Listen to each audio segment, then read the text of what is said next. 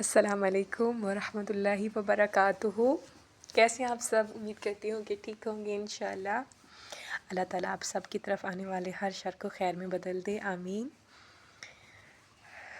الحمدللہ، توضیح المسائل، آج ہم لیسن نمبر 27 کر رہے ہیں، شروع کرتے ہیں۔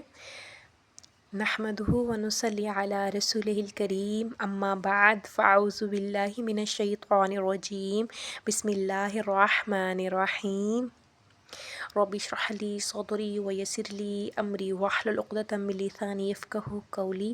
اللہم فقہنا فی الدین، اللہم فقہنا فی الدین، اللہم فقہنا فی الدین، آمین یا رب العالمین۔ آج ہمارا ہے استحالہ۔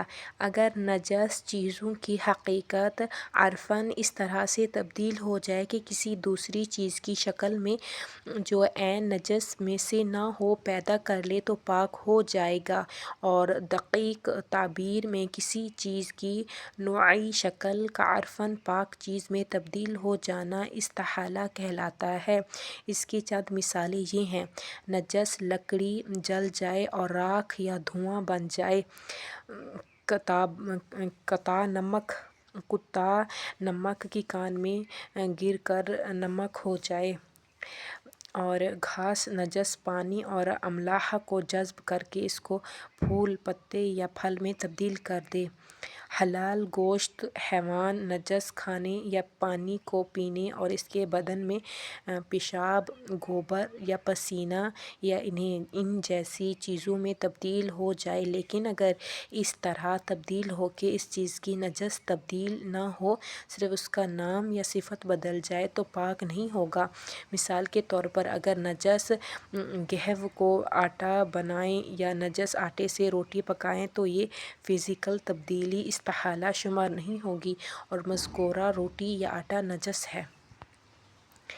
اگر نجس مطلق یا مضاف پانی یا عین نجس مثلاً پیشاب کو بھاپ کی شکل میں تبدیل کر کے اور اس کے بعد مذکورہ بھاپ کو قطرے کی شکل میں تبدیل کریں تو وہ مائع جو اس سے وجود میں آیا ہے نجس ہے، البتہ اگر مذکورہ بھاپ مائع میں تبدیل ہونے سے پہلے بدن، لباس یا دوسری چیزوں سے لگے تو اسے نجس نہیں کرے گی۔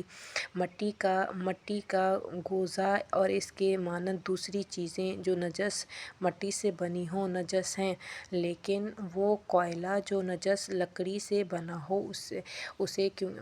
بنا ہوا ہے کیونکہ اس میں لکڑی کی کوئی بھی خاصیت نہیں پائی جاتی ہے، پاک ہے، اور نجس مٹی آگ کی وجہ سے اینٹ یا ٹھیکرے میں تبدیل ہو جائے تو احتیاطاً واجب کی بنا پر نجس ہے۔ نجس چیز جس کے بارے میں معلوم نہیں کہ استحالہ ہوا ہے یا نہیں نجس ہے۔ سبحانک اللہم و بحمدک، نشہد ان لا الہ الا انت، نستغفرک و نتوب الیک۔ السلام علیکم ورحمۃ اللہ وبرکاتہ۔